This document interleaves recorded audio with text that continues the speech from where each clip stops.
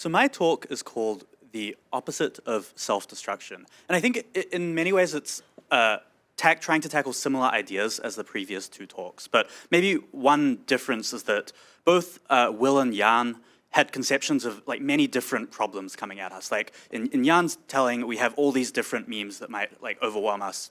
And Will's telling, we have this whole gauntlet of things that we need to solve.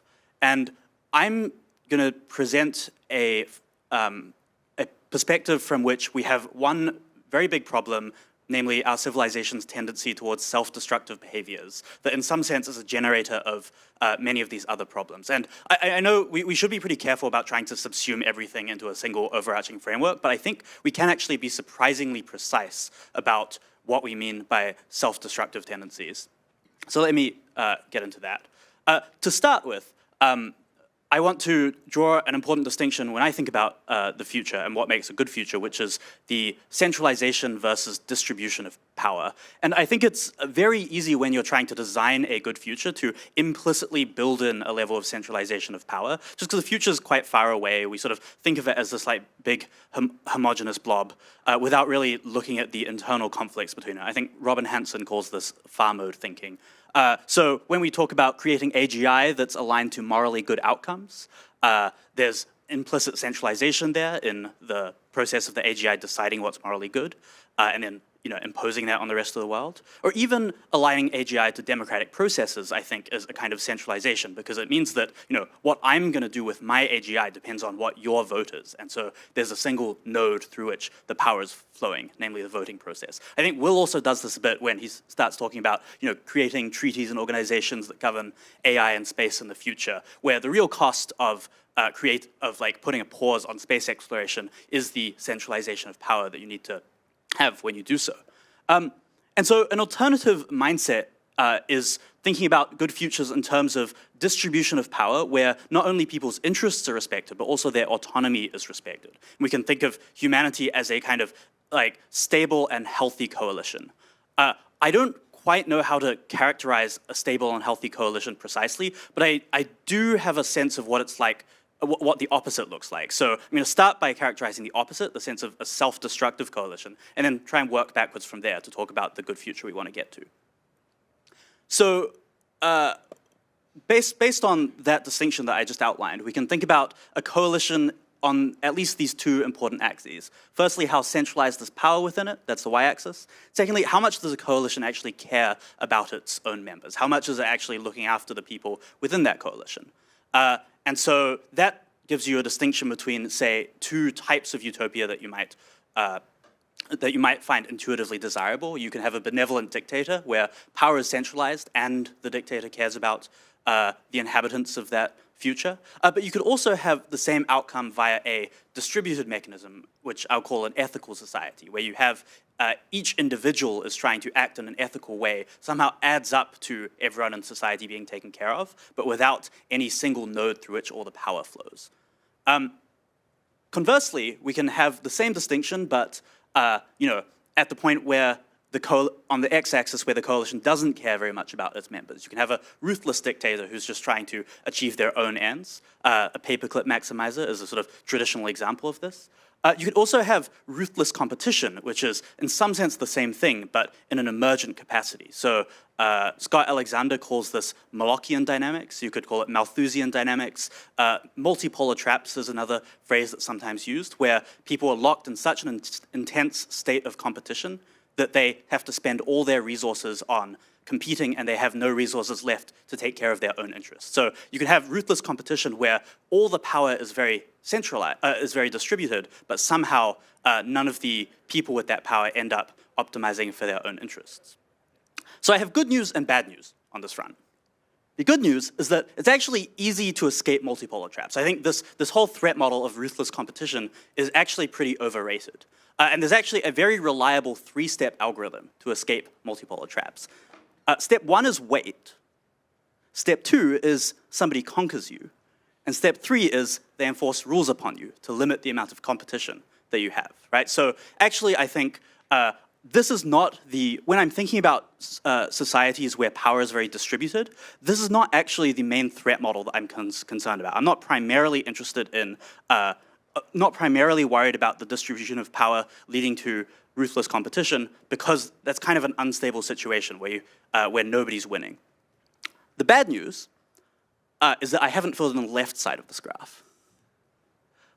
And so we can actually think about coalitions which go all the way to the negative. So if we think of that middle part as 0, the coalition just doesn't care about its members' interests at all. We can also think about a coalition which in some sense is trying to hurt its own interests. This is very easy to see in the case of a malevolent dictator, for example, where everyone in society is going along with the dictator's interests and they're participating in their own, their own subjugation. But the question is, can this process arise in a more like emergent way and in a way where the power isn't concentrated? And that's actually the main threat that I'm worried about when it comes to bad futures. I call this pessimization, as in the opposite of optimization. So if I am pessimizing my own interests, that's to say I have some interest and I'm doing the thing that leads to the opposite of what I'm interested in. So how does pessimization emerge? This is where I think we can maybe start to get a little more precise. And I'm thinking, to be clear, when I talk about pessimization emerging within coalitions, I'm taking a very broad view of coalitions. I think of society as a coalition, but I also think of groups and organizations as coalitions. I also think of individuals as coalitions. I think of myself as a coalition of many different interests and many different like parts of myself that are sort of competing out. So I'll be talking about this in a pretty general sense. And for now, at least, the way I'm going to think about it is that I'll think about the members of that coalition as like rational-ish agents, and then talk about the emergent dynamics of how they interact within that coalition. I think this is an approximation, and really, I want eventually to get to a scale-free theory where like the coalition is made up of coalitions, which is made up of coalitions, and so on. But I don't really know how to talk about that yet. So how does a coalition start to pessimize its own interests? How do you get a self-destructive society or organization? Well, a sort of simple, basic mechanism is that in an internal conflict, each side of that internal conflict wants to hurt the other until they submit. And so this is the process by which, like you can think of Europe as pessimizing its own interests during World War II, insofar as Europe is an agent. I'm using a pretty broad notion of agent here. We can maybe debate about that at the end. But the thing I'm more interested in is these like somewhat more sophisticated mechanisms. So within an internal conflict, each side wants to pessimize the other's interests for instrumental reasons. But when conflicts start to play out over longer timeframes, you tend to get a drift towards pessimizing the other side's interests for its own sake. That is, different sides of the conflict start to define themselves in terms of their opposition to the other side. So you see this in like American politics, for example, where like a big part of being a Democrat is like giving the Republicans the opposite of what they want and vice versa. Like the coalitions have this negative polarization going on. And within each coalition, the people who signal most strongly that they're opposed to your enemy tend to get more power within that coalition. So this is another dynamic and, by which you might have a coalition that ends up, hurting its own nominal interests. I think these are fairly well understood mechanisms. So the main thing I want to focus on for the rest of this talk is these last two mechanisms, loyalty commitments and vice commitments. I think these are, these are pretty underrated ways by which a coalition can start to hurt its own interests. So what do I mean by a loyalty commitment? I mean something like you're part of a coalition and you're rewarded for showing your commitment to that coalition by hurting yourself. Because the more you hurt yourself, the more loyal you're seen to be to that coalition. Some central examples of this are initiation rituals in tribal societies, where you tend to go through very painful processes that like often result in death or permanent injury. Foot binding in China is a pretty interesting example of a place where it's a commitment. If you bind the feet of your daughters, then they will tend to have better marriage prospects. They'll be tended to be promoted. were promoted within elite Chinese society.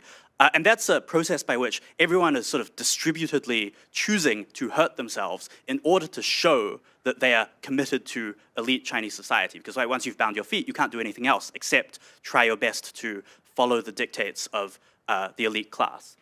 In a more contemporary context, hazing within militaries and fraternities is this process by which you go through this very painful initiation that then breaks down your identity and leaves you much more loyal to the group than you used to be beforehand.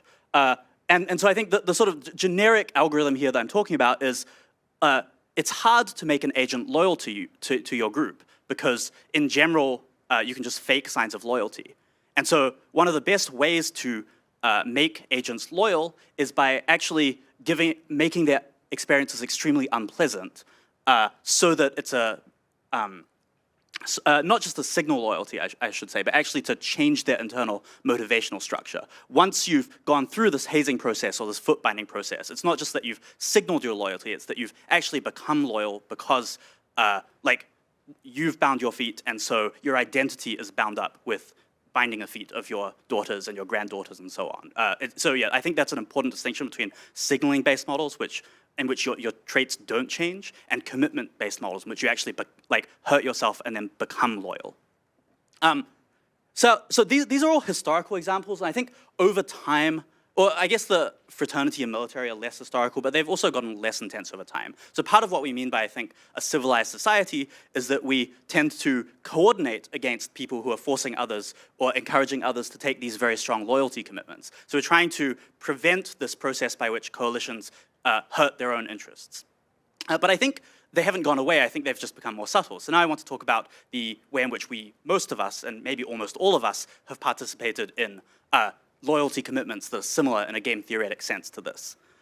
So why do employers pay a premium for college graduates? That's the question. And one answer, one sort of traditional answer is, well, you learn skills at college. But if you actually look at what people are learning during their college degrees, mostly it's extremely few job-relevant skills. Another possible answer that Brian Kaplan, for example, has promoted is that you pay a premium because going to college signals something about you. It signals your intelligence, it signals your conscientiousness, and so on.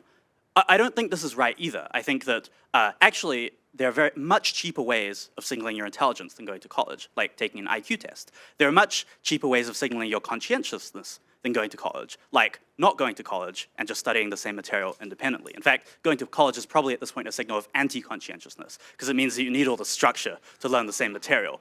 So I think that the signaling explanation just doesn't work. I think in order to explain why people are spending years of their lives and tens or hundreds of thousands of dollars to go to college, I think you really need to model it as a process of loyalty commitment. That is, you start as a teenager, you don't really know what you want to do with your life. You go to college, you spend a lot of time and money there, and you come out with very strong preferences about which hierarchies to climb, which jobs are prestigious, which political factions you support.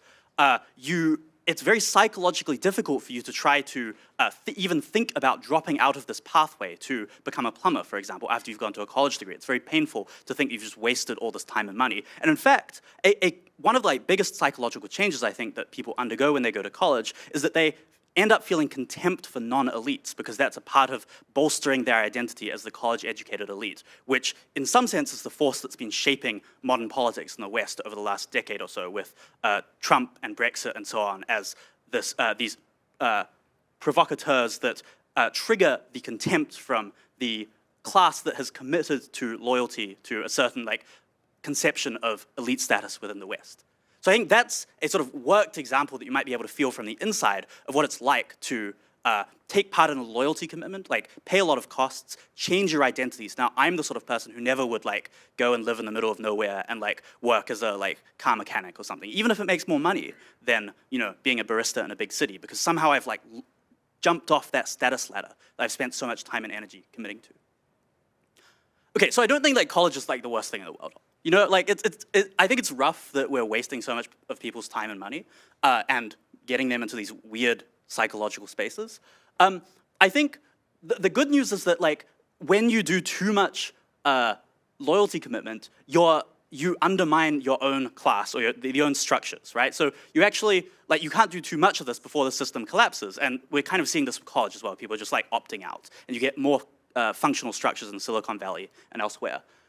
The bad news is that you can have these dynamics at the top of an existing hierarchy or coalition, and then it's very hard to displace them. So I think, for example, Hollywood elites, you see this with like a bunch of Hollywood elites just like having a really statistically disproportionate number of trans children. I think if you look in a historical perspective, if you take a child who's not actually trans and you give them puberty blockers, for example, that's one of the worst things you can do for your child. But this is the kind of, I think, loyalty commitment that people end up doing when they're sort of stuck in this kind of memeplex. And like similarly, wokeness in general was this elite phenomenon that started at the top of society and I think ended up rotting a lot of the higher level institutions. So that's some bad news. Some more good news is that I think these sort of things are actually pretty easy to oppose if you're a principled person of high integrity, because you can just like point at it and be like, hey, you guys are pessimizing your own interests.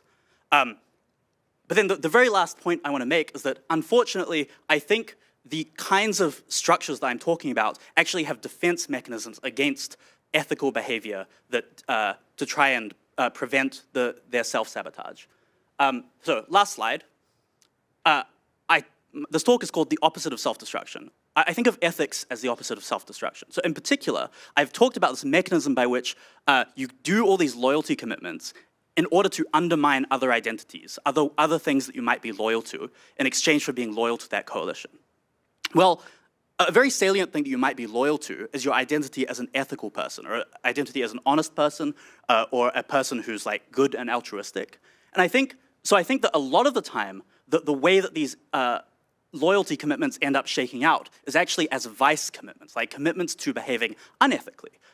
So some examples of this are, in many corporations, there's sort of a like implicit knowledge that you need to be willing to lie on behalf of that corporation in order to be promoted too far. Like anyone who's too much of a stickler for the truth is just not going to make it very high. I think there's a kind of contempt for naivety of goodness that you see a lot in like elite circles as well. There's some sense in which like, oh, like everyone else is a sucker for believing in the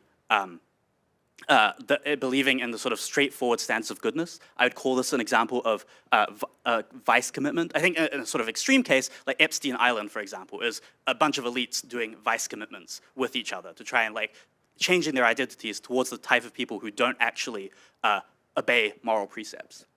And so I think this is hard to fight if you're a consequentialist, because there's a sort of game theoretic logic. Every time you do a vice commitment, you get more power from the people who you're doing a vice commitment with, right? Because that's how the structure of the larger scale coalition works. And therefore, I think that when I say ethics as the opposite of self-destruction, I specifically mean virtue ethics. And in some sense, I think of virtue ethics as a mechanism for counteracting pessimization within a coalition. I think various virtues like courage, integrity, honesty, and so on are sort of designed on a cultural level to be the types of things where if you have a few people within an organization having those virtues, then it's much harder for that organization as a whole to slip into this kind of loyalty / vice commitment attractor, and therefore the organization will remain healthy.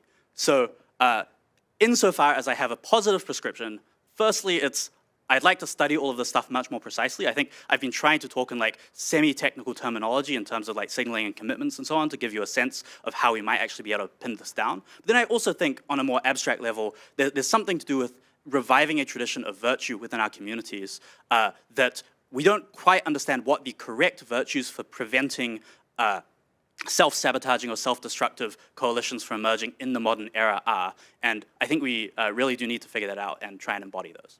Thank you.